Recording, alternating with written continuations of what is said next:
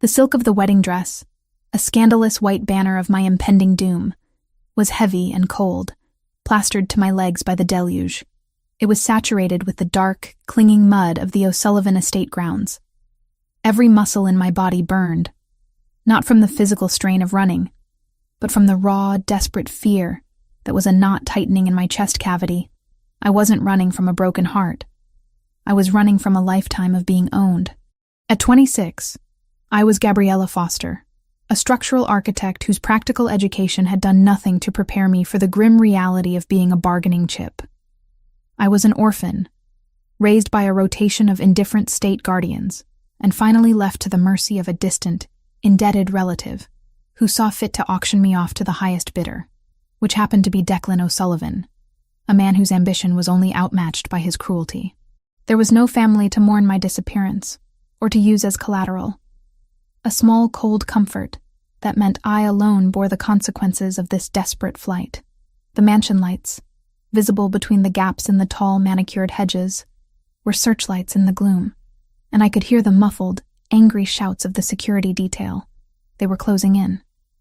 I veered sharply, my momentum carrying me around the corner of the maintenance shed. And that was when I saw it. It was not a supplier's van or a florist's truck. It was a car. A massive obsidian black stretch limousine, idling with an almost predatory patience near the service gate, waiting like a silent, well-fed beast. The polished metal reflected the frantic slashes of lightning, gleaming dangerously. Hesitation was a luxury I could not afford.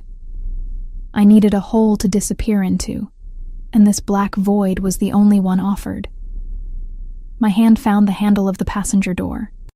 It clicked open without protest, a quiet, inviting sound that seemed entirely too easy. I threw myself across the plush leather seats and onto the floor well, pulling the heavy door shut.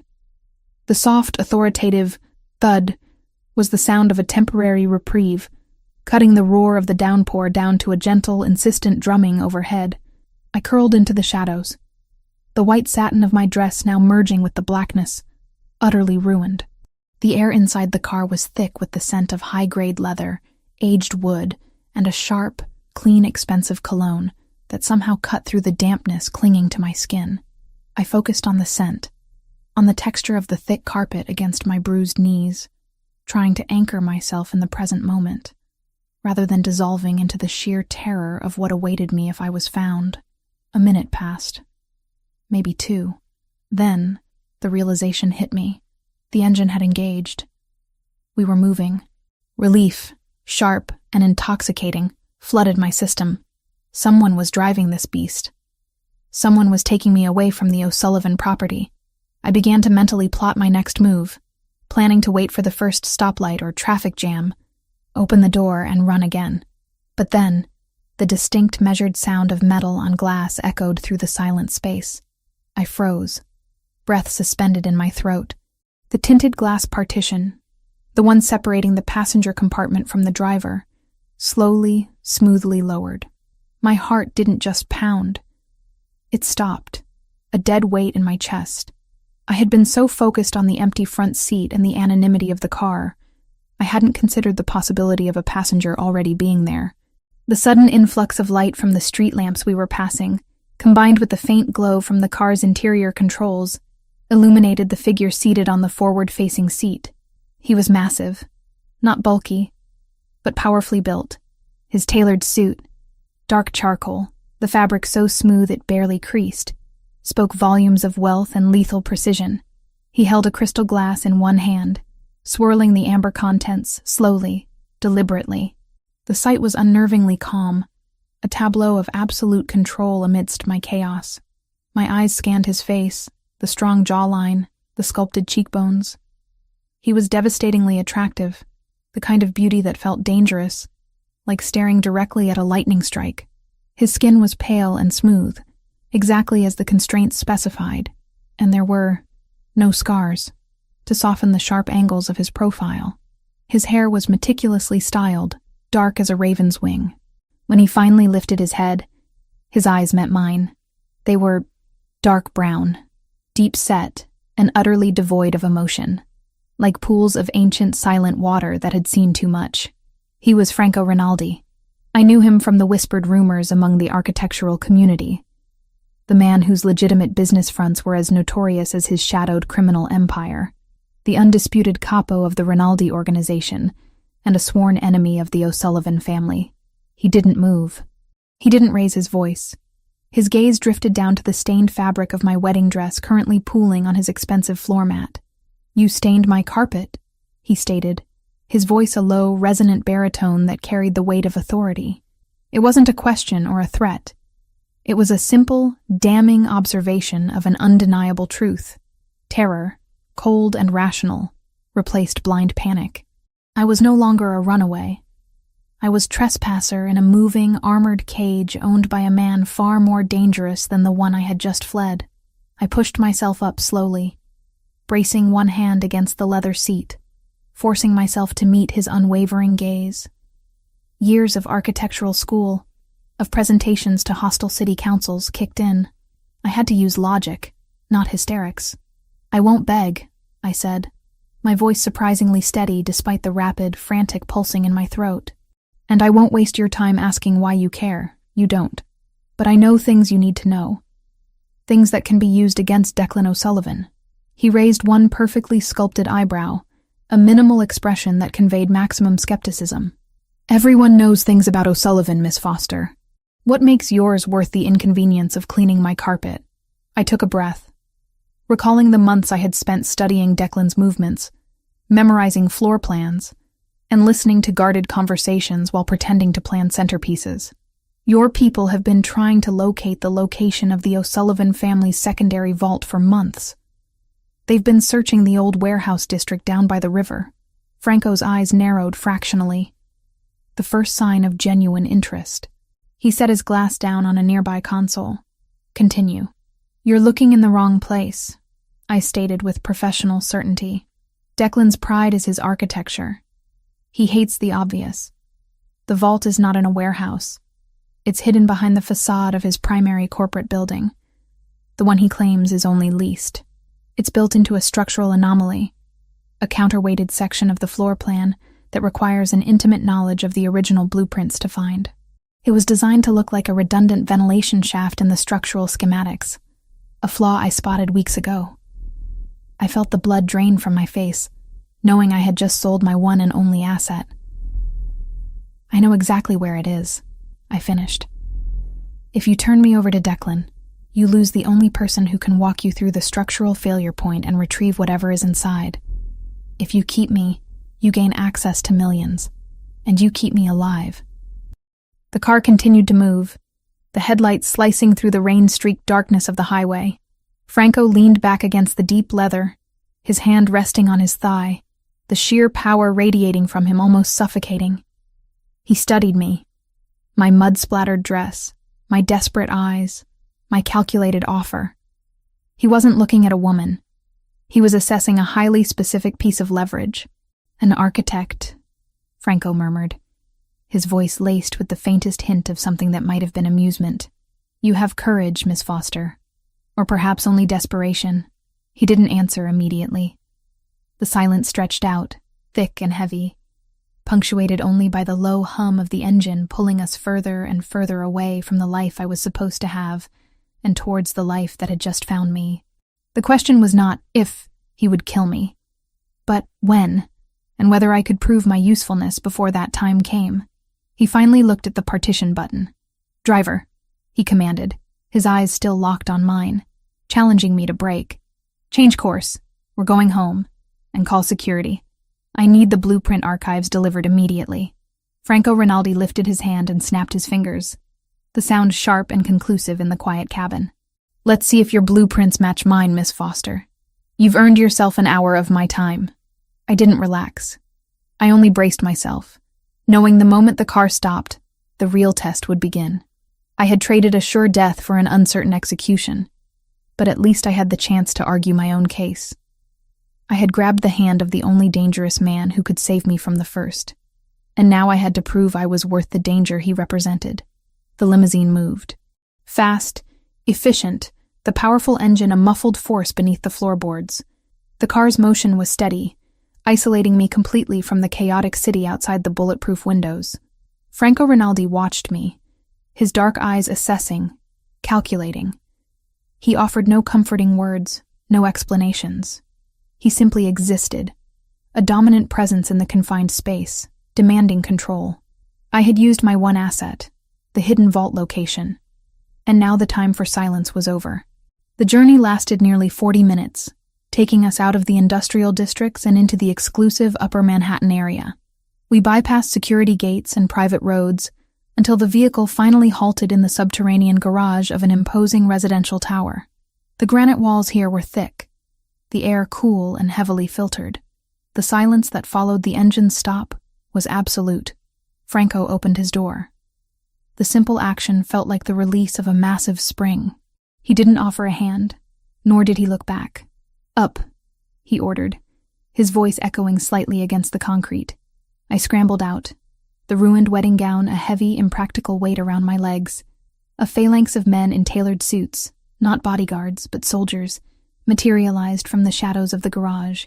Their eyes were cold, professional, and they regarded me with the same disinterest they might afford a piece of luggage. I was Franco Rinaldi's possession now, however temporary.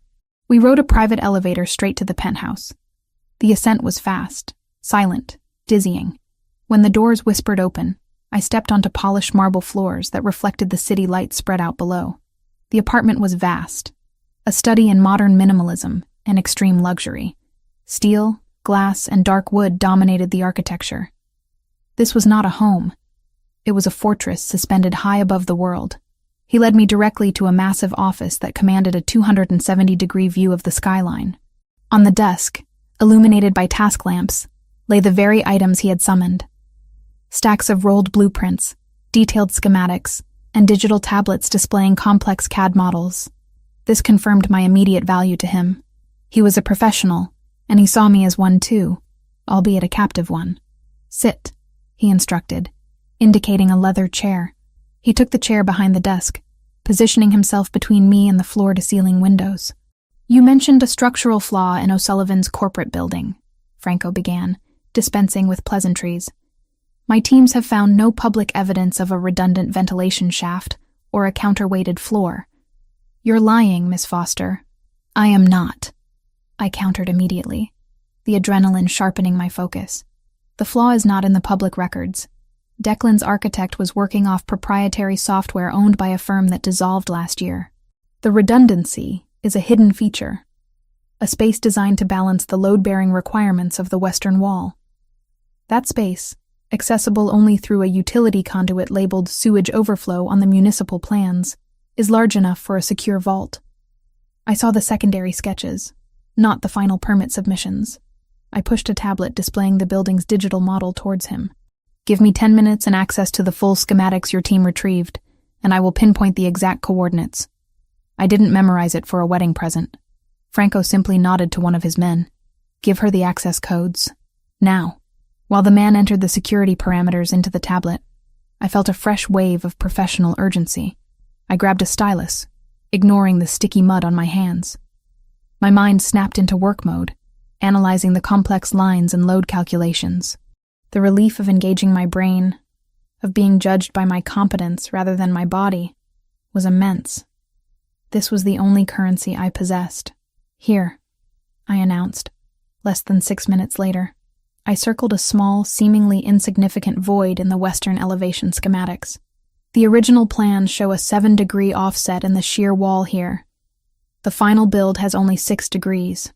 The missing degree is compensated by an interior, reinforced compartment accessible via the utility tunnel on the sublevel. Franco leaned forward, his dark eyes scrutinizing the marked section. He spoke into a sleek, dark phone. "Marco, confirm the deviation on the O'Sullivan corporate shell. Pay special attention to the sublevel utility tunnel entry point." He hung up, the silence returning. He did not compliment me. He did not praise my intelligence. He simply accepted the data as proof of concept. "Your information is highly specialized, Miss Foster. It is also dangerous," Franco said, leaning back. "Let's discuss our arrangement. Your initial proposal was leverage. Now that you have proved your competence, I am offering an employment contract." I looked out at the city, its millions of lights a glittering, deceptive carpet far below. What are the terms? I protect you absolutely from Declan O'Sullivan and his entire circle. You will reside here. You will be assigned full-time security detail. You will be provided with any resource you require. In exchange, you will be my personal structural engineer and architect for the Versiani Palace project. The Versiani Palace. I knew the project. A massive new casino and hotel complex on the Jersey coast, touted as a legitimate business venture. A venture I knew was the cornerstone of the Rinaldi family's efforts to legitimize their immense wealth. A venture that, if exposed, could bring down half the East Coast's criminal infrastructure. The Versiani Palace is massive, I observed, keeping my voice level. It is also structurally audacious. The blueprints, even the ones publicly filed, contain flaws that make the entire upper structure vulnerable to seismic instability. If that project fails, it won't just be construction delays. It will be a catastrophe. Why do you need me? Franco gave a subtle movement of his head, a gesture that acknowledged the truth in my analysis. You are correct. The original architect was competent, but predictable. I need a mind that thinks outside the standard safety parameters. Someone who sees not just how a building stands, but how it might be made to fall. I need a fortress disguised as a resort. You understand structures. You understand failure points. You, Miss Foster, are exactly what I have been looking for. The protection I offer is genuine, but the work is essential. He paused, letting the magnitude of the proposition settle. You will be paid a salary commensurate with a top-tier architect in the United States, deposited weekly. You will have a safe, a secure life, and the protection of the Rinaldi name. In return, you work for me, and only for me. You do not leave this property without permission. This is my offer. Take it or leave it. My mind raced. To leave was to walk back into the arms of Declan O'Sullivan, which meant a certain, slow, humiliating death.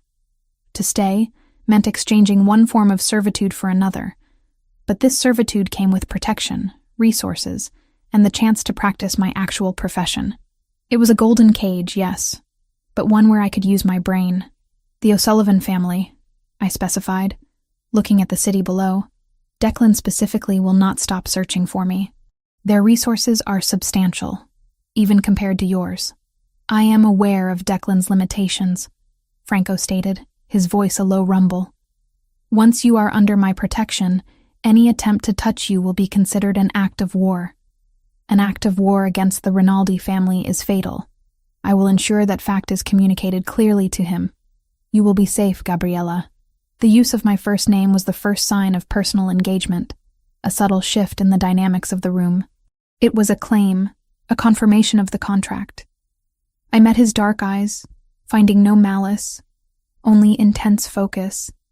I was making a deal with a devil, but this devil was offering the security I desperately needed and a career I deserved. I accept your terms, Mr. Rinaldi, I stated, the exhaustion finally catching up to my voice. But you must understand, I am an architect. I solve problems. I will not be merely decorative. My loyalty will be to the safety of your structures, and by extension, to your organization's longevity, not blind obedience. A flicker of something, approval perhaps, crossed Franco's face before it vanished. Competence is the only loyalty I require, Gabriella. Welcome to the Rinaldi organization. He picked up the phone again. Marco, arrange for medical evaluation, new identification documents, and a complete wardrobe. Size 4. And get the architect a fresh set of Versiani Palace blueprints. She starts work immediately. I stood, steadying myself. The exchange was complete. I had traded the tyranny of my ex-fiancé for the controlled, dangerous order of a capo. I had a safe place to sleep, a job, and a ruthless man's protection. The fear was still present, but it was overlaid with a strange, fierce relief. I was finally secure, even if that security was built on a foundation of crime and danger. My new life had begun. Weeks bled into a relentless, high-pressure routine. My life, once dictated by the anxiety of bills and the fear of Declan O'Sullivan, was now governed by the stringent, calculated order of Franco Rinaldi's world. I was living inside the penthouse, confined, yet safer than I had ever been. The security around the property was staggering. It wasn't just a home. It was a vertical fortress. My days were spent immersed in the blueprints for the Versiani Palace project, a complex, sprawling resort that was less a hotel and more a statement of permanent power. My new uniform was not silk or satin, but tailored professional work attire, neutral colors, practical fabrics, and always impeccably clean. Franco had been true to his word. I had access to every resource I required. The constant flow of documents, digital models, and secure communication lines kept me busy, preventing the introspection that often leads to panic. My value was professional, and I clung to that. The dynamic between Franco and me had solidified into a strange form of codependency, built on mutual respect for competence rather than emotional vulnerability. He was rarely present during the day, managing his legitimate and illegitimate interests from various locations, but his presence in the office, marked by the lingering scent of his expensive cologne and the perfectly neat stacks of documents, was always felt. When Franco was present, usually after midnight, the silence of the office became charged. We would often work side by side, me hunched over the massive drafting table, him reviewing contracts at his desk. I wasn't required to speak unless spoken to, but I often found myself initiating conversations about structural stress, load calculations, or material science. He listened, not with impatience, but with genuine engagement, treating my technical input as crucial, never dismissive. One evening, 3 weeks into my tenure, I was analyzing the complex web of ventilation and utility tunnels planned for the resort's subterranean parking levels. The complexity was excessive, even for a building of that size. I was reviewing the digital schematics of the penthouse itself, double-checking the integration of a new seismic dampening system Franco had ordered. I didn't just accept the files. I cross-referenced them with the building's original utility plans, a habit born from years of dealing with sloppy city engineers. That was when I noticed the anomaly. It wasn't a major structural issue, but a subtle discrepancy in the vertical shaft layout. In the old plans, the main HVAC vertical utility shaft ran cleanly from the sublevels to the roof access. In the revised, heavily encrypted blueprints Franco had given me, there was a minute 2-degree jog in the path of the shaft between the 50th and 51st floors, exactly where the penthouse was located. I spent an hour tracing the minor deviation, initially dismissing it as an error in the digital rendering. But the physical dimensions listed for the shaft changed slightly, creating a space of about 2 cubic meters that was not accounted for in any inventory or accessible floor plan. My mind, trained in structural vulnerabilities, immediately processed the implications. A space that exists outside the official grid is a perfect place to hide something. Or, more dangerously, to place something to listen. I pushed away from the drafting table, the sound of the chair scraping against the floor, loud enough to make the security guard posted outside the office door shift position. Franco was on a conference call at his desk, speaking in rapid, low Italian, his concentration absolute. I knew I couldn't speak. The anomaly might be a dead zone, a simple error, or it could be an active listening device planted by the very enemy he was protecting me from. If the latter, it meant the traitor Franco was hunting was closer than anyone suspected. I grabbed a simple, heavy yellow sticky note from his desk dispenser. I used a thick black marker and wrote only 3 sharp words. We are being listened. I walked slowly across the vast expanse of the office floor, ensuring my gait appeared casual, as if I were only stretching my legs. The movement drew Franco's attention. His eyes followed me, a silent question passing between us. I stood by his desk, waiting for him to finish the call, my hands resting lightly on the edge of the polished mahogany. He finally hung up the phone. His expression was tight, focused on whatever complex logistical problem the call had presented. Is there an issue with the Versiani roof trusses? He asked, his voice low and firm. I didn't answer with words. I waited until he looked up at me. Then I placed the yellow note directly in the center of his blotter, ensuring only he could read the bold, stark handwriting. Franco's composure was legendary. He read the note. His entire body remained still, yet the air pressure in the room seemed to drop. His dark eyes flickered, not in panic, but in fierce, cold comprehension. He didn't acknowledge the note with a verbal command. He simply slid it under a thick folder. He stood, uncoiling his large frame with fluid, predatory grace. He didn't move toward the door or reach for a weapon. He moved toward me. "That's a very striking color on you, Gabriella," he said, his voice instantly shifting its tone to one of casual, intimate courtship. It was a complete facade, a performance designed for any eavesdropper.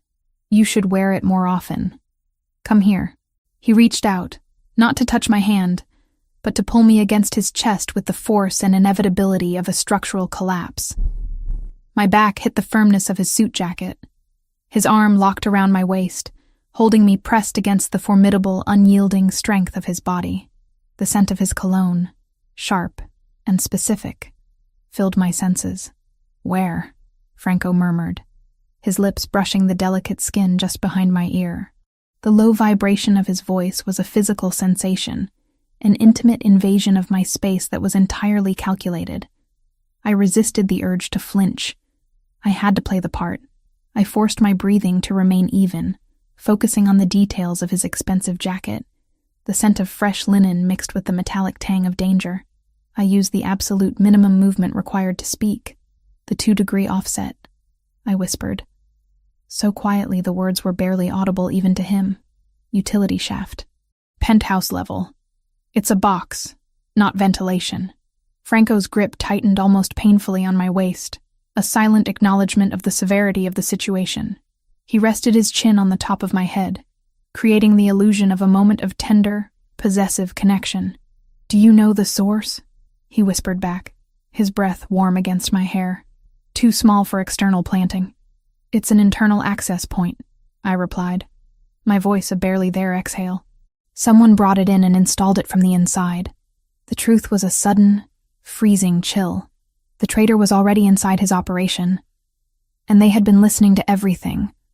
My initial deal, my professional evaluations, and every detail of our quiet moments working side by side. Franco pulled me tighter, the movement emphasizing the romantic, possessive nature of the gesture for anyone listening.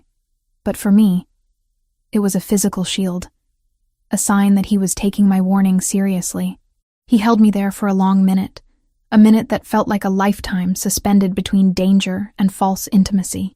Finally, he released me, stepping back slowly, his hand lingering on the curve of my shoulder before dropping away.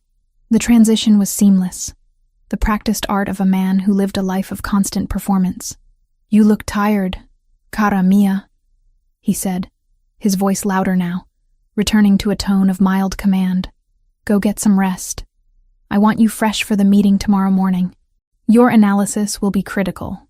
The endearment, "my dear" in Italian, landed more like a claim than comfort. He dismissed me with a look of possessive affection that felt alien but necessary. I understood the unspoken command. The conversation was over. The game was on. I walked to my designated suite, the knowledge of the surveillance a heavy, chilling cloak around my shoulders. Franco Rinaldi, the ruthless capo, was now dependent on me, the runaway architect, to expose the weakness in his own walls. I was not afraid of him, but I was terrified of what he would do to the person who had betrayed him, and what that subsequent chaos would mean for my fragile security. Before closing the heavy oak door, I glanced back down the hallway. I saw 2 men, Marco and another security operative, silently entering the office. They moved with the silent, deadly focus of executioners. Franco was already standing by the utility shaft area I had indicated, his profile sharp against the window lights, holding the yellow note in one hand. The silence was unnerving. I sat on the edge of the large, soft bed, the first place I had ever felt truly safe, and realized that safety was an illusion. It was a temporary calculation, and it could be retracted at any moment. But I had played my hand. I had used my intellect to buy my life, and now I had to use it to secure my future. I closed my eyes. The image of Franco's cold, calculating focus burned behind my eyelids. The threat was real, but so was the protection I was now intrinsically tied to. The discovery of the surveillance device in Franco's penthouse utility shaft had escalated the tension, transforming our quiet working arrangement into an active tactical alliance. After the incident, The penthouse felt colder, the silence more scrutinizing. Franco's security detail had swept the entire floor, and the results, whispered in low Italian and exchanged through encrypted tablets, confirmed my analysis. The listening device was advanced, placed internally, and had been active for weeks. My competence had not just earned me protection, it had made me indispensable. A week after the discovery, Franco decided it was time to move the operation. Not out of the city, but into the eye of the storm, the Versiani Palace construction site, on the Jersey coast. This move served two purposes. It removed us from the compromised penthouse, and it allowed me to perform a crucial first-hand assessment of the structural issues I had spotted on the blueprints, issues that indicated a deeper sabotage than just misplaced trusses. We traveled in a convoy of armored SUVs. I sat in the lead vehicle with Franco, enveloped by his powerful, silent presence. I wore practical dark pants and a thick, high-visibility construction jacket. My hands were already tracing diagrams in a secure notebook, running stability calculations in my mind. The site itself was massive, a testament to ambition and vast, almost obscene wealth. Cranes clawed at the sky, concrete trucks churned constantly, and hundreds of workers moved with coordinated chaos. It was a buzzing, dangerous environment. Franco's team had already established a temporary command center in a reinforced trailer near the core structure. "We begin at the support core," Franco instructed, his voice amplified by the construction noise. "The public plans show a standard shear wall arrangement. Your schematics show the core is offset by 0.4 degrees. I want to know why, and if it's intentional sabotage." We donned hard hats. Mine was white, marking me as engineering staff. Franco's was black, marking him as the unquestioned authority. The air was thick with the scent of wet concrete, cut steel, and damp salt from the nearby ocean. We started at the sub-levels, walking through the skeletal framework of what would eventually be ballrooms and casinos. I ran my hands over the raw concrete, feeling for vibrations, checking the alignment of the massive steel columns. My mind was analyzing stress loads, material quality, and foundational integrity. The workers, most of whom had probably never seen their boss on site, moved out of Franco's way instantly. They glanced at me with confusion, a slender woman in a white hat walking stride for stride with the capo. As we ascended to the middle section of the tower, focusing on the main load-bearing transfer deck, I became increasingly uncomfortable. The structural integrity calculations for this specific area were running badly in my head. My technical intuition was screaming. "The wind load compensation struts on the south flank," I said, stopping abruptly near a temporary hoist platform. "They are undersized. Based on the geological survey and the projected height, the specified tensile strength is insufficient. A Category 3 hurricane could shear them clean off." "The original architect signed off," Franco stated, his voice low, his dark eyes sweeping the section, not for flaws, but for signs of human oversight. "The original architect was either corrupt or incompetent," I countered, pulling out a measuring device and quickly taking a reading. "These specifications are exactly what Declan O'Sullivan would use to create plausible deniability while leaving a catastrophic weak point. It's an engineered failure, Franco, not an accident." He trusted my technical read instantly. He didn't ask why me or question my judgment. He simply activated the radio clipped to his shoulder. "Marco, halt all work on transfer deck 12. Secure the south shear wall supports immediately. No one moves until Gabriella gives the all clear." We spent the next 2 hours in that volatile, unfinished section of the tower. I directed his construction foreman, pointing out the flawed bolts, the compromised welds, the deliberate mistakes that would have caused the central deck to pancake during the resort's first major coastal storm. The workers obeyed me, not because I was Franco's woman, but because I spoke the cold, hard language of physics and engineering. We had just confirmed the last major flaw on that deck, turning to leave the temporary hoist platform, when it happened.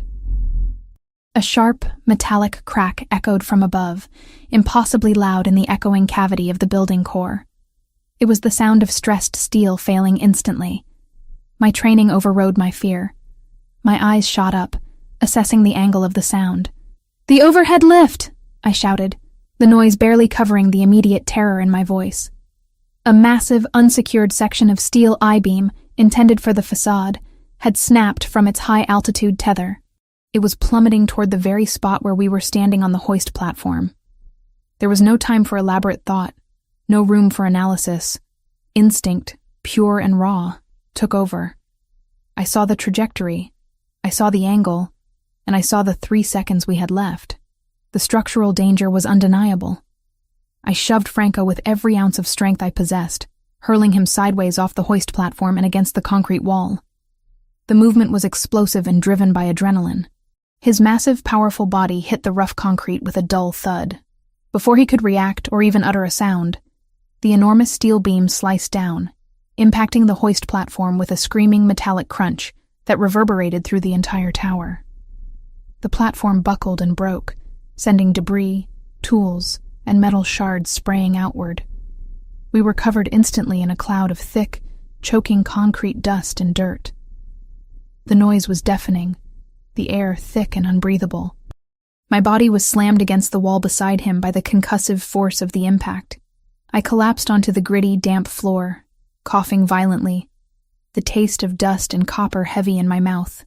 My head swam, but the immediate, primal relief that the massive beam had missed us kept my consciousness tethered. A second of silence followed, broken only by my ragged breathing and the panicked shouts of workers scrambling high above. Then, Franco moved. He didn't check the debris or look for his men. He moved immediately to me. His arms clamped around my waist, his hands moving with brutal efficiency, checking my limbs, my head, my spine.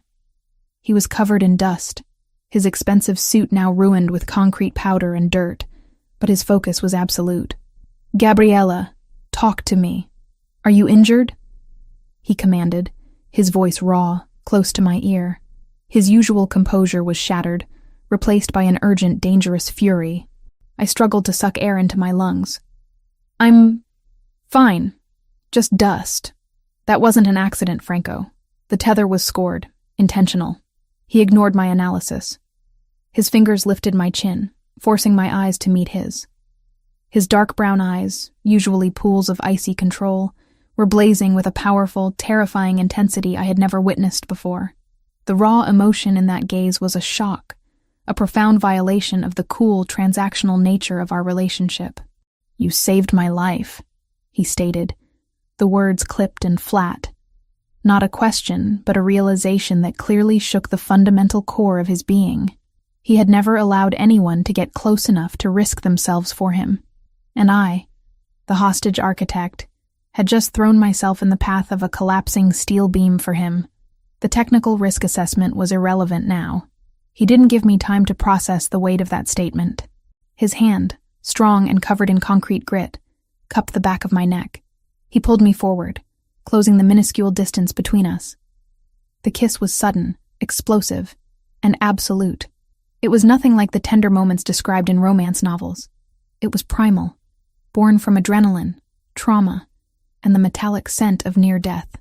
His mouth was hard, demanding, tasting of dust and raw power. He didn't ask permission. He claimed it, pushing the raw electric energy of the moment into me. I responded instantly, an equally primal need answering his demand. My hands grabbed the front of his dust-coated suit jacket, clinging to the only anchor in the sudden, shocking chaos of the ruined construction deck. The kiss was not sweet. It was a desperate, fierce confirmation of life, of survival, of a bond forged in the crucible of absolute danger. He finally pulled back, resting his forehead against mine, his breath ragged against my lips. We were both coated in dust, shaking from the adrenaline and the violence of the moment. "You are mine, Gabriella," he growled, the possessiveness fierce and undeniable, a deep, rumbling claim that resonated through my bones. "You saved me. I will burn this city down before I let anything else touch you."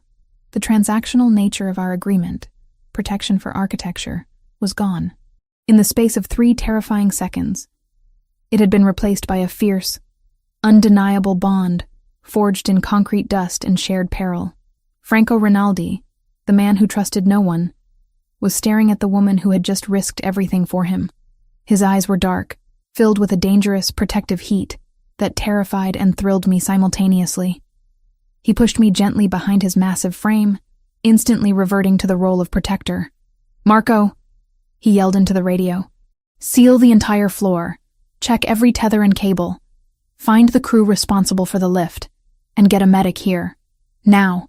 He turned back to me, the fury in his eyes now cold and directed outward. "We're done here.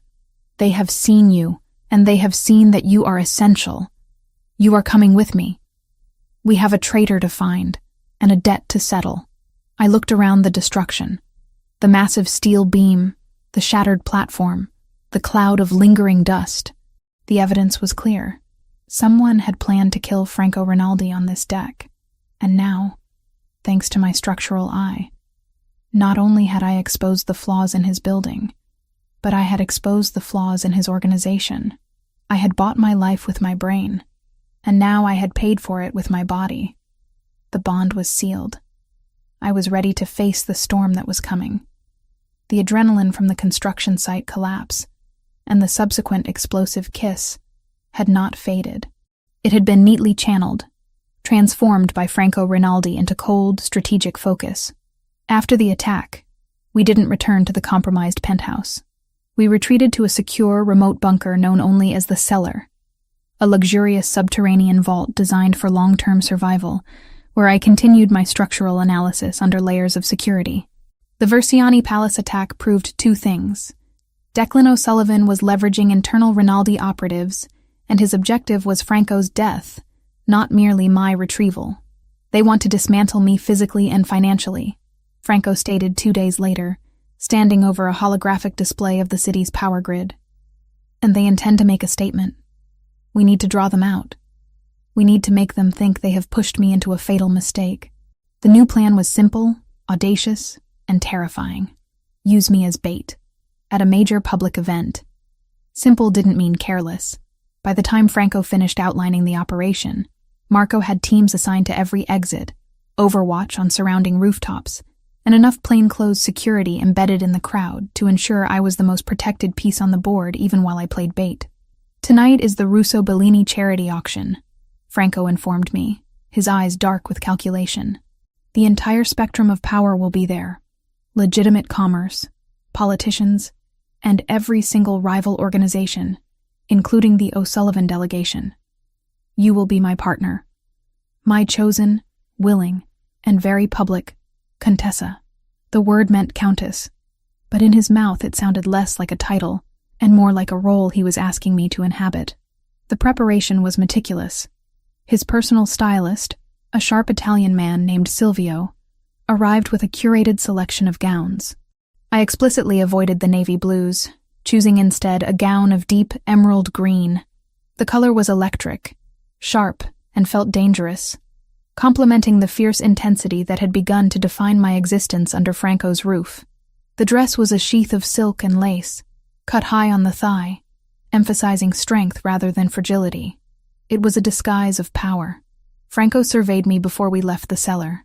He was in an impeccable black tuxedo, his physique radiating controlled aggression. His dark eyes swept over the gown, the professional updo, the lack of ostentatious jewelry. "Good choice," he approved, his voice low. "It suits your eyes. You will hold my arm. You will not flinch. You will look at me with the absolute devotion of a woman who knows her future is secured by the man beside her. You are not a prisoner, Gabriella. You are my most valuable asset, publicly displayed. You are untouchable." He moved closer, lifting my chin with a large, warm hand. "We are walking into a den of wolves. They want to see fear. Show them steel. Let Declan see that the little architect he abandoned has chosen the biggest monster in the room." I nodded, the fear present but muffled by the professional need to execute the plan. "My loyalty is to the structure, Franco. I will execute the mission." "Exactly," he murmured, before pressing a quick, proprietary kiss to my temple. "Tonight, the mission is psychological warfare." The drive from the cellar to the venue, a palatial, historic hall in Midtown, was tense. The convoy of 3 black armored vehicles moved like a silent fist through the evening traffic. When we arrived, the entrance was a blinding cascade of flash photography. The air was buzzing with the electric energy of high society mingling with high danger. As we walked the red carpet, Franco's hand settled heavily and possessively on the small of my back, a constant, firm anchor. The simple gesture spoke volumes. It claimed me. I forced my expression into one of serene, cool confidence, ignoring the whispers and the cameras flashing like rapid-fire artillery. I leaned into his strength, playing the role of the devoted, secure partner. The ballroom was a glittering, chaotic masterpiece of crystal and money. Power brokers, rival capos, senators, and movie producers filled the space. Franco introduced me sparingly, always with the same non-negotiable tone. "This is Gabriella Foster, my partner." Not mistress, not employee, but partner. My job was to observe. I scanned the room for two things: any Rinaldi associates who seemed overly anxious or distant, the internal traitor, and, most importantly, the delegation from the O'Sullivan family. We hadn't been circulating for more than 20 minutes, just long enough to cement my presence, when the atmosphere shifted. The crowd seemed to part slightly near the main entrance, creating a momentary dramatic gap in the flow. Declan O'Sullivan stood there. He hadn't changed. Same tailored suit, same smirk that always promised cruelty, same self-satisfied arrogance. But tonight, his eyes, usually cold, were burning with a frustrated rage that was barely contained. The sight of me, alive, in a dress that screamed money and influence, attached to the arm of his rival, was clearly an intolerable personal insult. He started walking toward us, his pace measured, a false calm masking the explosive fury underneath. Franco's grip on my back tightened to a warning squeeze, urging me to remain anchored. "Franco," Declan greeted, his voice dripping with faux congeniality, stopping just a yard away. He completely ignored Franco's presence for a moment, focusing his gaze solely on me, attempting to penetrate the facade. "Look at you, Gabriella. You clean up well. I suppose Rinaldi is paying your debt now, is he? It's touching that he would buy a runaway bride and parade her like a new trophy." His words were meant to humiliate me, to strip away my composure and expose the terrified girl hiding in the limo. The old Gabriella would have flinched, stammered, or cried, but the girl who had saved Franco from a steel beam on a dusty construction site was gone. I met his gaze, my eyes level and cold. My mind filtered his attack, realizing it was an attempt to destabilize Franco by casting doubt on my loyalty. I spoke before Franco could intervene. My voice was low, steady, carrying the weight of the emerald green dress and the absolute protection I now commanded. "Declan," I said, using his first name with dismissive familiarity. "It's quite simple, really. I was offered a merger with a partner who values structural integrity and professional competence. You offered me a contract built on instability and debt. I chose the better deal." I paused, letting my gaze drift pointedly toward Franco, then back to Declan. "I am not a trophy. I am a partner. And frankly, Declan, your taste in architecture was always as weak as your ambition." The insult, delivered with the cold precision of a professional critique, was far more damaging than any emotional outburst. It implied I had chosen Franco, not out of desperation, but out of rational assessment of their respective empires. A muscle ticked in Declan's jaw. His composure cracked, the rage finally bubbling to the surface. "You are running from something you cannot escape, little girl. You will be back. One way or another, you will kneel." That was the line. The direct threat. Franco moved. He didn't raise his voice or his hand. He simply stepped closer, pressing his formidable body against mine, his size eclipsing Declan completely. He rested his chin on the top of my head, an intimate gesture that simultaneously blocked Declan's view and claimed possession. "She already kneels for me, Declan," Franco murmured, his voice a low, lethal whisper that was meant only for O'Sullivan's ears. "And she did it willingly, on the night she exposed your incompetence. The moment she set foot in my car, she became an extension of my life, my wealth, and my protection. If you ever address her directly again, if your people so much as look at her sideways, I will consider it a declaration of war, a direct attack on the Rinaldi Foundation. And you know, better than anyone, what I do to the foundations of my rivals." The threat was delivered with such chilling certainty that Declan's fury curdled into something far more dangerous. Fear. He saw the genuine, protective heat in Franco's eyes. He saw the unwavering confidence in mine. He had lost. Declan forced a weak smile, a mask of professionalism sliding back into place, though his hand was visibly trembling at his side. "Enjoy the evening, Franco. Don't worry about my incompetence. I'm sure your structural expert will keep everything sound." He nodded curtly and retreated, dissolving back into the crowd, his mission to destabilize us having spectacularly failed. Franco remained pressed against me for a few more seconds, ensuring the crowd understood the exchange was conclusive. "Well done." He breathed against my hair, the tension leaving his muscles slowly. "Perfect execution. Now, we leave. They know the bait has worked." The exit was immediate. We did not wait for the car to be brought to the front. We were ushered through a side service exit, surrounded by Marco and 4 additional silent bodyguards. The urgency was palpable. Declan would not tolerate the public humiliation. Retaliation would be swift. We were barely 20 seconds into the journey, moving through the cramped, rain-slicked side streets of Midtown, when the first sign of danger appeared. A dark SUV, headlights off, swerved violently out of an alleyway, aiming directly at the side of our armored lead vehicle. "Incoming!" the driver shouted over the secure radio line. The sound of metal crunching against the armored side panel was deafening, the impact throwing me violently against Franco, who had already shielded me with his body. The car didn't stop. It accelerated, the powerful engine roaring as our driver, a highly trained operative, used the contact to spin the attacking SUV into a streetlight, disabling it instantly. "2 more vehicles in pursuit," Franco commanded, his voice sharp and steady, even as the car rattled violently. He pulled me down onto the floor, covering my head with his massive hand. The next few minutes were a blur of screeching tires, violent maneuvers, and the muffled, distinct thunk of bullets hitting the bulletproof plating of the car. It was terrifying, raw, and exhilarating all at once. I felt Franco's body pressed tightly against mine, his weight a comforting, absolute assurance of protection. He didn't speak. He simply held me, his arm a steel band across my back, his presence a shield against the mayhem outside. The difference between this terror and the terror of running from Declan was stark. Here, I was in the safest place possible, protected by the very storm I was running toward. Finally, after what felt like an eternity, the car straightened out, accelerating into the relative safety of a tunnel entrance. The sounds of pursuit faded, replaced by the deep, consistent hum of the powerful engine. Franco slowly lifted his head, then pulled me up to sit beside him.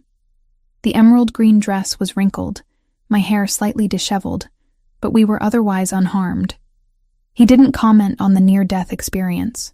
He simply looked at my face, checking for injuries, his thumb gently wiping a smudge of makeup from my cheek. "They are desperate," he stated, his voice low and cold with renewed fury. "Their next move will be chaotic. We are going back to the cellar. The game is over. Now, we finish it." The psychological warfare was complete. Declan had been publicly crushed, and his immediate, violent retaliation had been deflected. The last piece of the puzzle, the location and timing of the final confrontation, was all that remained. I leaned my head against Franco's shoulder, utterly exhausted but alive, knowing the battle had been won. But the war was only just beginning. The silence in the cellar. Franco's subterranean bunker was more oppressive than the noise of the city. We had arrived just after the high-speed chase, the adrenaline still thrumming beneath my skin. The emerald green dress, now ripped and stained from the impact of the car chase, was discarded, and I was dressed in a soft, oversized cashmere sweater that belonged to Franco.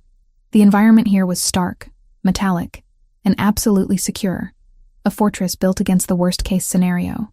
Franco had suffered a graze wound on his shoulder from a stray bullet during the final moments of the pursuit. It was a minor injury, but it had shaken my calculated composure. I was the one applying antiseptic and bandaging the wound, my hands steady with the professional focus of a structural engineer, not a nurse. The intimacy of the task, however, was inescapable. I was touching the man who controlled my life, the man who had just risked his own life to shield mine. "You should have let Marco handle this," Franco said, his voice low, his face a mask of weary control as I secured the final wrap of gauze. "Marco isn't an architect," I replied, my eyes meeting his. I am responsible for the structural integrity of your operation, and that includes the immediate repair of damage sustained in the field. Besides, your security team is busy cleaning up the disaster zone we left in Midtown. I finished the bandage and looked at him. The trauma of the near-fatal car chase and the discovery of the deep internal betrayal had finally cracked his legendary composure. The man who never showed weakness was visibly strained, his dark eyes shadowed with exhaustion and cold, dangerous fury. "Declan O'Sullivan is finished," Franco stated, ignoring his injury.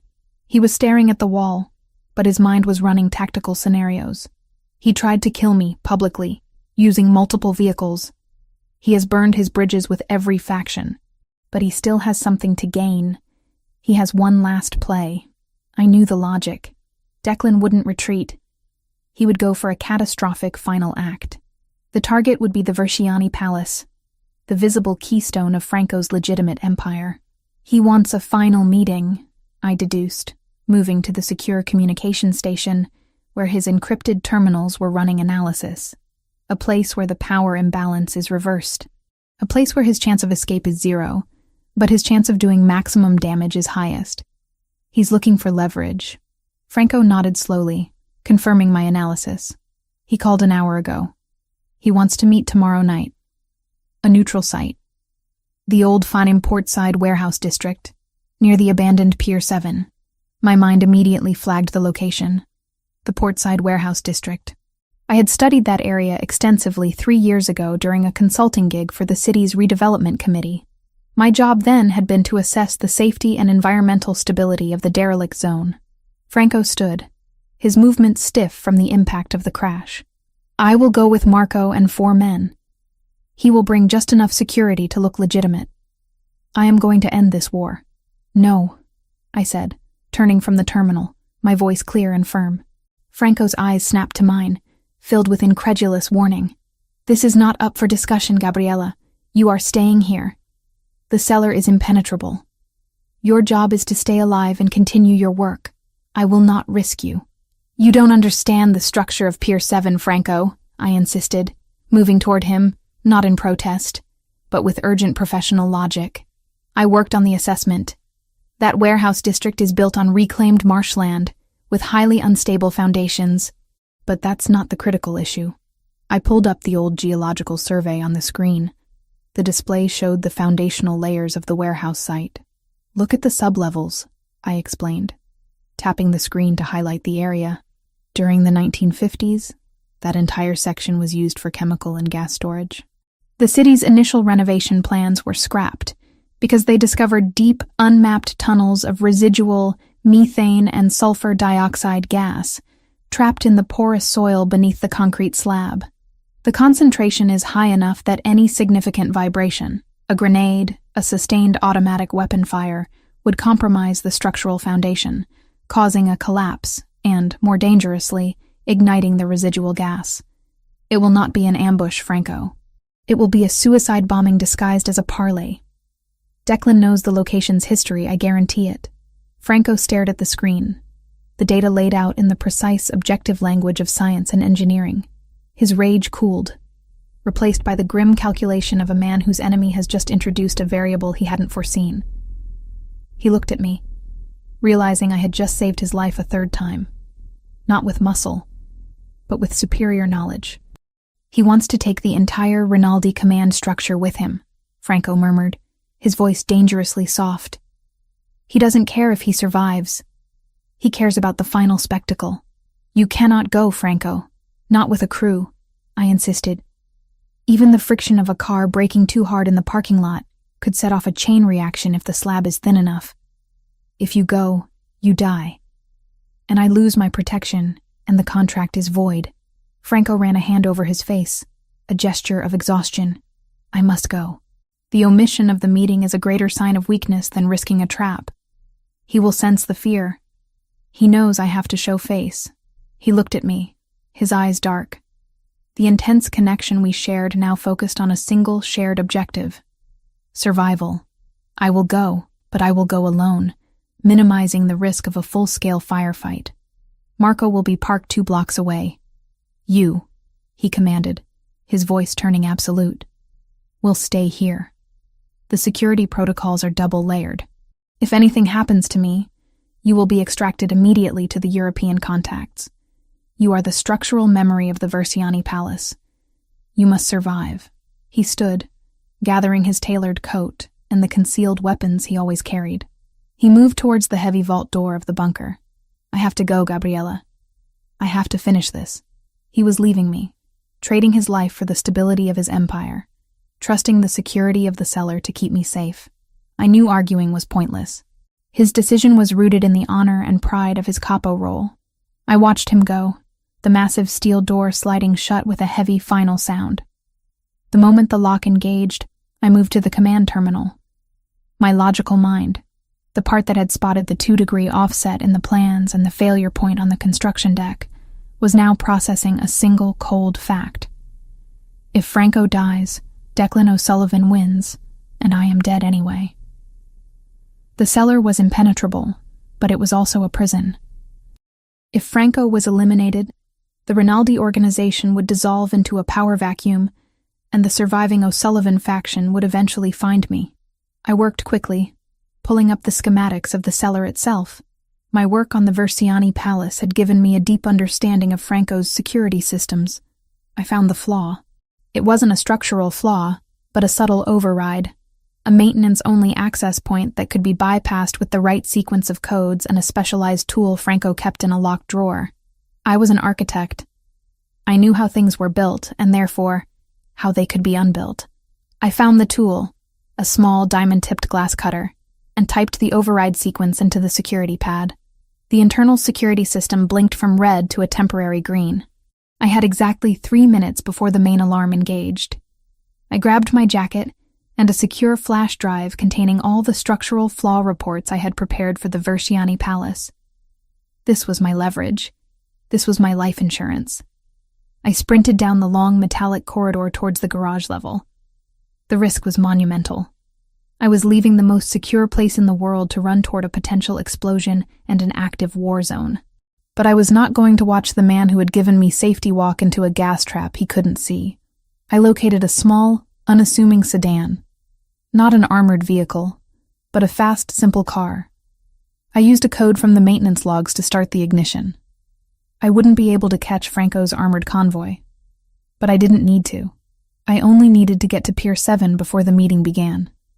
I had to get there to warn him, not with words, but with a calculated structural act of pure desperation. As I sped out of the subterranean garage, my mind was racing. My survival was now completely dependent on my ability to outsmart a war game using nothing but my professional knowledge. I was running into the fire, but this time, it was a fire I understood. The small sedan I drove out of the cellar was fast, but it wasn't armored. It felt vulnerable, small, and terrifyingly exposed on the highways that led toward the old portside warehouse district. My hands gripped the wheel, not with fear, but with a desperate, professional urgency. I was not a woman in love rushing to save her man. I was an architect rushing to prevent a catastrophic structural and chemical failure that would take out half of Franco's operation and compromise the entire waterfront. The drive was a blur of calculated risks. I pushed the small car to its limit, weaving through the late-night traffic. My mind focused entirely on the geological map of Pier 7. The gas tunnels were shallow, the water table high, and the concrete slab of the abandoned warehouse, the supposed neutral ground for the meeting, was, according to my old survey data, dangerously thin.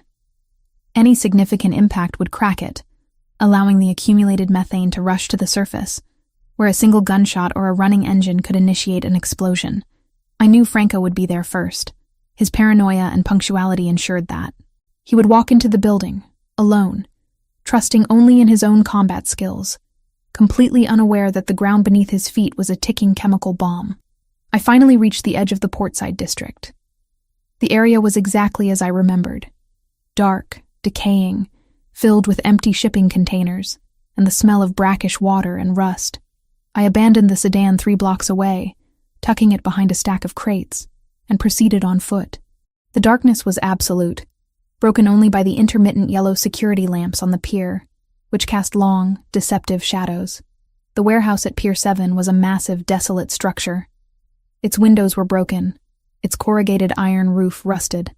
I could see Franco's black armored SUV parked 2 blocks away, exactly where he had ordered Marco to wait. I knew Franco had already entered the building, alone. I moved along the shadow of a large cargo container, running toward the rear of the warehouse. I needed a vantage point, a way to signal him without drawing the attention of Declan O'Sullivan's men, who were undoubtedly positioned nearby. As I rounded the corner, I spotted them. 4 men in dark tactical gear, positioned behind a crumbling concrete wall 50 yards from the main entrance. And then, I saw the 5th man, Declan O'Sullivan himself, standing near the main entrance, smoking a cigarette, waiting for his grand finale. He looked calm, savoring the moment of absolute control he thought he held. There was no time to use words. I couldn't shout, or I would be shot instantly, alerting Declan and potentially initiating the shootout that would detonate the gas. I had to create a distraction, a calculated, violent disruption that forced Franco out without giving Declan a chance to react. My eyes scanned the immediate area, searching for structural weakness or an available tool. 100 feet away, near the water's edge, I spotted a heavy forklift, old, covered in rust, but operational, its keys dangling in the ignition, left by some negligent night watchman. The plan formed instantly, a cold, desperate structural equation. I ran for the forklift. I climbed onto the seat, my heart hammering a frantic rhythm against my ribs, but my hands were steady. I turned the key. The diesel engine coughed once, then roared to life, a sound that was deafening in the silence of the docks, immediately drawing the attention of Declan's men. I rammed the forklift into drive, accelerating toward the warehouse wall. I didn't head for the main entrance, which was too thick. I headed for a large, weathered section of the rear corrugated iron wall, an area I knew from the old city plans was structurally weakest, near a large, empty fuel tank. Declan's men were shouting now, pulling their weapons, unsure where the attack was coming from. I aimed the heavy steel tines of the forklift straight at the weak point of the wall.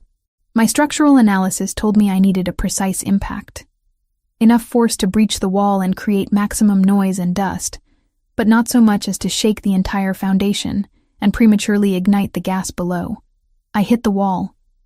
The impact was violent, jarring my entire body. The metal screamed, bending and tearing with a force that was deafening. The headlights of the forklift pierced the interior darkness, flooding the empty, cavernous space where Franco and Declan were meant to be meeting. I threw the machine into reverse, pulling the tines free, leaving a massive, jagged hole in the side of the building. I then jumped off the running forklift, leaving the engine running, its headlights shining through the hole like an artificial sun. The noise and sudden breach achieved 2 things. It threw Declan's men into disarray, forcing them to fire blindly at the new intrusion, and it delivered an unmistakable message to Franco. I didn't enter the building. I ducked low, scrambling behind a stack of waterlogged barrels, pulling the diamond-tipped glass cutter from my pocket and clutching it like a weapon. Shouts and gunfire erupted inside the warehouse. The structure of the trap was broken. A minute later, a figure burst through the jagged hole I had created. It was Franco. His suit was ripped at the shoulder, his face grim. But he was alive. His eyes scanned the exterior with the terrifying focus of a predator. He spotted me immediately, hiding behind the barrels. "Gabriella! What in God's name are you doing?" he bellowed, his voice filled with a mixture of shock and sheer, unadulterated fury. "Gas!" I screamed back, pointing wildly toward the foundations. "Methane! The floor is compromised. Any more shooting? It explodes! Get out!" He understood instantly.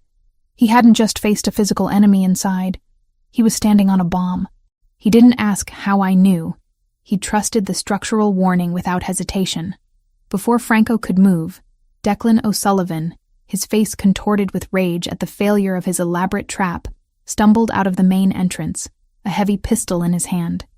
He saw Franco. He saw the smoking forklift, and he saw me. "The bitch!" Declan snarled, aiming his weapon at me. "I told you she was the weakness, Rinaldi. Now watch her die." Franco moved with impossible speed. He tackled Declan, slamming him against the corner of the warehouse structure. The pistol clattered onto the concrete floor. The hand-to-hand fight that ensued was brutal, silent, and entirely focused. Franco was not fighting to subdue. He was fighting to execute. I was paralyzed for a second, watching the men fight.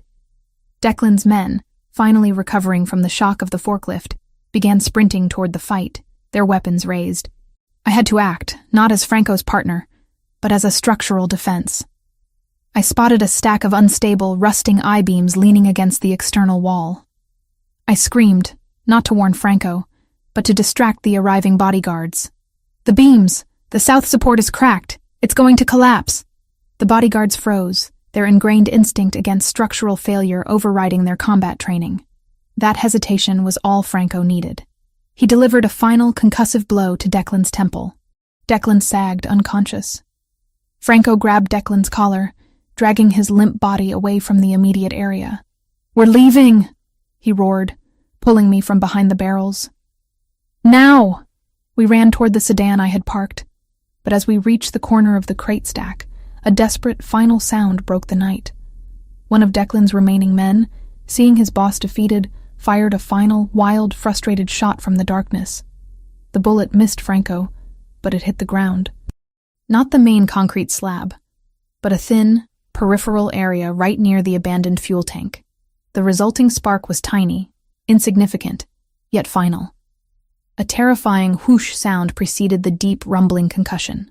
The ground beneath the warehouse structure, destabilized by the gas tunnels, began to give way. A column of fire and sulfurous smoke erupted from the cracked slab near the center of the building. "Run!" Franco yelled, throwing Declan's body down behind the crate stack. He grabbed my hand, dragging me toward the car. We jumped into the sedan. Franco didn't bother with the keys. He hot-wired the ignition with 2 swift, practiced movements. As the engine roared to life, the entire portside warehouse, Pier 7, exploded behind us in a massive, shattering firestorm of gas and crumbling concrete. The blast wave hit the small car, rocking it violently, shattering the windshield. Franco didn't stop. He accelerated into the night, leaving the inferno and the ruins of Declan O'Sullivan's final play behind us. I looked back, seeing the flames lick against the night sky, a terrifying, irreversible image of a war finally concluded.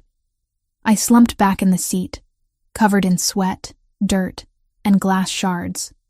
The only thing I knew was that I was alive, and Franco was alive, saved by a structural diagram and a reckless, desperate act of engineering. The line between architect and gangster had completely dissolved. The sedan, battered and smoking, finally coasted to a stop near the main Rinaldi warehouse district, far from the inferno of Pier 7. Franco's security convoy, alerted by Marco to the ambush and subsequent explosion, descended upon us instantly.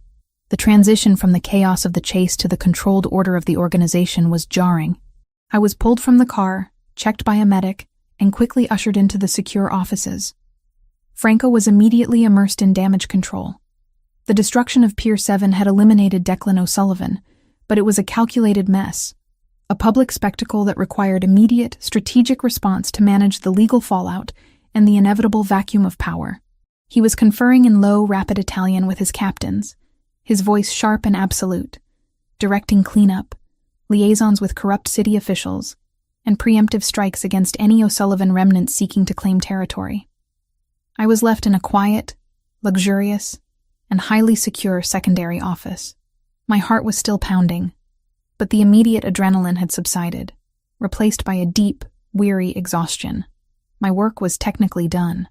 The structural integrity of Franco's life had been saved, and the source of his operational weakness eliminated. When Franco finally entered the room, the sun was beginning to rise, casting long, pale shadows across the expensive carpet. He was no longer covered in dust and sweat. He had changed into a fresh, crisp black suit, looking every bit the capo who had just survived a war.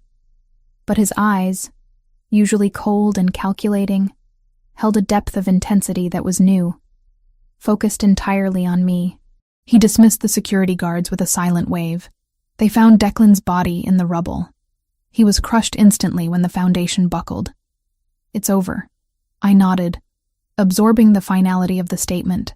The man who had forced me into servitude, who had chased me across the city, was now just a pile of rubble and ash. The debt was paid. My protection was absolute. "I should have left you in the cellar," Franco said, his voice flat, walking toward me. "You disobeyed a direct, non-negotiable order. You risked everything." I met his gaze, refusing to apologize for my pragmatic decision. "You were walking into a chemical trap, Franco. Your security protocols are designed for bullets, not methane. You would be dead. My loyalty is to the structure's survival. If you are the core support, I must ensure the core does not fail." He stopped directly in front of me. He didn't argue the logic because the logic was flawless. He reached out and cupped my cheek, his thumb gently tracing the line of my jaw. The touch was possessive, final, and deeply personal, devoid of the professional distance we usually maintained. "You risked your life for me, Gabriela," he murmured, his dark eyes searching mine.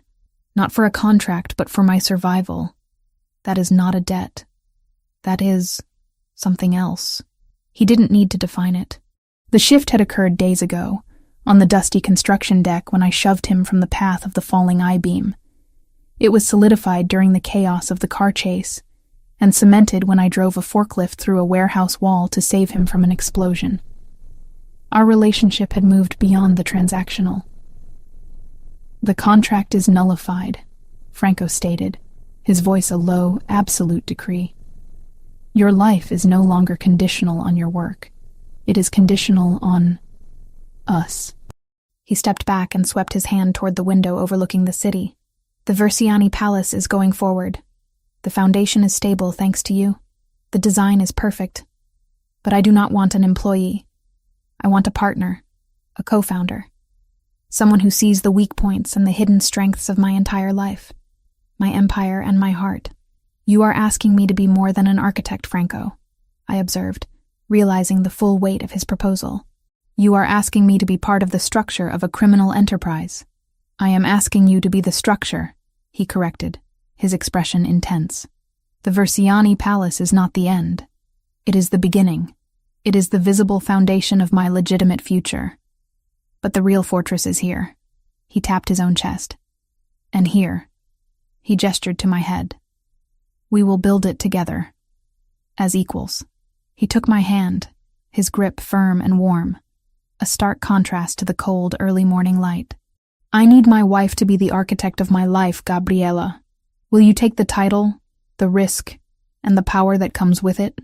I looked at his face, at the man who was both my protector and the most dangerous man I had ever known. He didn't offer a perfect life, but he offered an absolute one, built on mutual respect and shared competence. He didn't offer to remove the danger, but he offered to face it with me, side by side. "I accept the partnership, Franco," I confirmed, my voice steady. "But I will design the security features, and I choose the furniture." A rare, small smile touched the corner of his lips.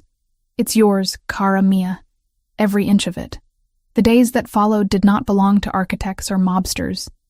They belonged to auditors. Franco pulled every access log and camera feed tied to the south transfer deck and the service lift, and I sat beside him for hours at the long glass table in his office, cross-referencing badge entries, timestamps, and maintenance orders until the pattern finally surfaced. It wasn't cinematic. There was no tearful confession shouted across a warehouse floor. The betrayal existed first in rows of data. A subcontractor foreman who had no legitimate reason to be on Deck 12 the night before the failure, and the Rinaldi lieutenant who had quietly approved his access without routing the request through security. Franco didn't raise his voice when he called them in. He didn't have to. By dawn, their badges were dead, and their names stripped from the rota. What happened after they were escorted out of the building shifted into a realm of consequence that lived well beyond my job description and squarely within his. New crews rotated in under Marco's direct oversight. Every tether, every temporary rig and anchor point on the south side was torn out and rebuilt under procedures I wrote, and he signed. From that point forward, the structure didn't rely on trust. It relied on steel, math, and the unpleasant reminder to everyone on the site that betrayal carried a weight no one wanted to test twice. 6 months later, the Versiani Palace stood, a glittering, imposing monument to power and impeccable design on the Jersey coast. I stood beside Franco on the sprawling penthouse terrace, overlooking the illuminated cityscape and the sparkling ocean. The opening gala was a deafening success, teeming with the elite of the financial world and the underworld. My position was clear. I wasn't just the wife. A bronze plaque near the main entrance proudly bore the inscription, Architectural Design and Structural Integrity, Gabriella Foster Rinaldi. Franco, standing close behind me, rested his hands on my shoulders. I wore a tailored black silk gown, my color, my choice. And the diamond ring he had given me was not a symbol of purchase, but of partnership. They talk about the speed of construction, Franco murmured, his breath warm against my ear. They call it a masterpiece. It's a fortress disguised as a resort, I reminded him, my eyes scanning the skyline, constantly assessing the world for hidden threats. Structurally, it is perfect. But the most important structure we built, Franco, is the one right here. I reached up, placing my hand over his, confirming the connection. We had faced fire, steel, and chemical explosions. We had traded a runaway bride for an equal partner, and a lonely capo for a man who trusted one person implicitly. Our life was dangerous, but it was honest, built on the solid foundation of necessity and a shared, fierce desire for permanence. We turned away from the shimmering lights of the new city we had helped forge, walking back into the controlled silence of our home, ready to face the world together, as the true architects of our own destiny, the end.